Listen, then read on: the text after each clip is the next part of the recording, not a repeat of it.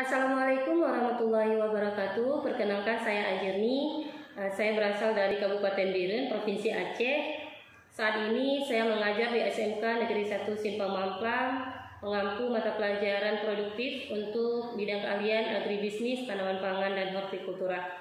Sedikit dari saya setelah mempelajari modul 1 terkait dengan filosofi pendidikan Ki Hajar Dewantara. Di sini saya dapat menyimpulkan bahwa menurut Ki Hajar Dewantara, pendidikan bertujuan untuk menuntun segala kodrat yang ada pada anak-anak agar mereka dapat mencapai keselamatan dan kebahagiaan yang setinggi-tingginya. Selanjutnya, peran pendidik ini diibaratkan seorang petani atau tukang kebun yang tugasnya adalah merawat sesuai kebutuhan dari tanaman-tanamannya itu agar tumbuh dan berbuah dengan baik. Tentu saja beda jenis tanaman, beda perlakuannya. Artinya bahwa kita seorang pendidik harus bisa melayani segala bentuk kebutuhan metode belajar siswa yang berbeda-beda, yang pastinya berorientasi pada siswa. Kita harus bisa memberikan kebebasan kepada anak untuk mengembangkan ide, berpikir kreatif, mengembangkan bakat atau minat siswa. Tapi kebebasan itu bukan berarti kebebasan mutlak. Perlu tuntunan dan arahan dari guru supaya anak tidak kehilangan arah dan membahayakan dirinya. Ki Hajar Dewantara juga mengingatkan para pendidik untuk tetap terbuka dan mengikuti perkembangan zaman yang ada. Namun tidak semua yang baru itu baik. Jadi perlu diselaraskan terlebih dahulu. Indonesia juga memiliki potensi-potensi kultural yang dapat dijadikan sebagai sumber belajar.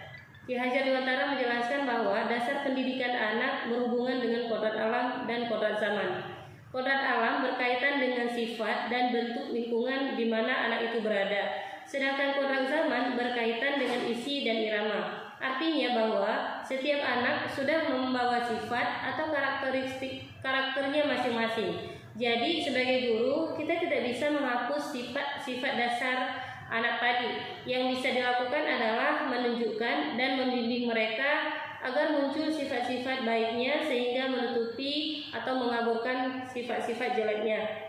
Kodrat zaman bisa diartikan bahwa kita sebagai guru harus membekali keterampilan kepada siswa sesuai zamannya agar mereka bisa hidup, berkarya, dan menyesuaikan diri. Dalam konteks pembelajaran sekarang, ya kita harus bekali siswa dengan kecakapan abad 21. Budi pekerti juga harus menjadi bagian tak terpisahkan dari pendidikan dan pengajaran yang kita lakukan sebagai guru.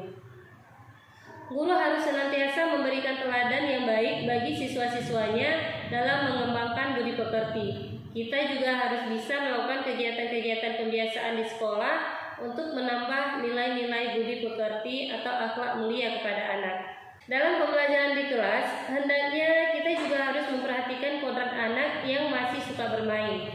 Lihatlah, ketika anak-anak sedang bermain, pasti yang mereka rasakan adalah kegembiraan ataupun kesenangan. Dan itu membuat suatu kesan yang membekas di hati mereka. Hendaknya kita sebagai guru juga bisa memasukkan unsur-unsur tersebut atau unsur permainan dalam pembelajaran agar siswa senang dan tidak mudah bosan mengikuti proses pembelajaran yang kita lakukan. Apalagi menggunakan permainan-permainan tradisional yang pernah ada di lingkungan kita.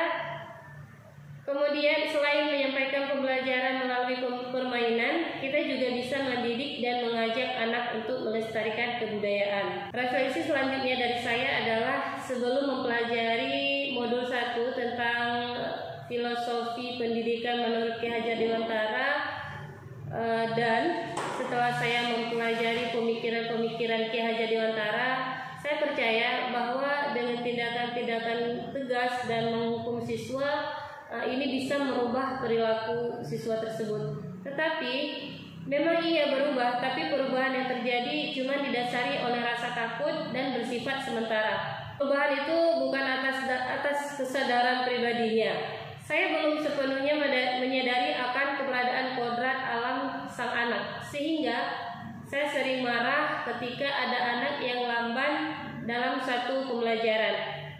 Kemudian belum banyak juga model-model pembelajaran atau metode-metode pembelajaran yang saya sehingga pembelajaran yang saya lakukan itu kurang menyenangkan bagi si anak. Selanjutnya, setelah saya mempelajari pemikiran-pemikiran Ki Hajar Dewantara, pemikiran yang berubah dari saya adalah bahwa saya harus memberikan tuntunan kepada anak didik dengan lebih sabar dan ikhlas, karena mereka masing-masing itu unik dan berbeda.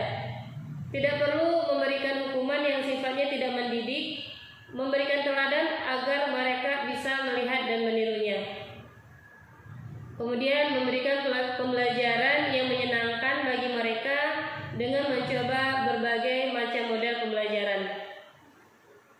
Yang segera harus saya lakukan setelah mempelajari modul 1 ini adalah tidak membeda-bedakan siswa, karena setiap siswa itu memang berbeda karakteristiknya, karena mereka punya keunikan tersendiri, punya gaya belajar sendiri.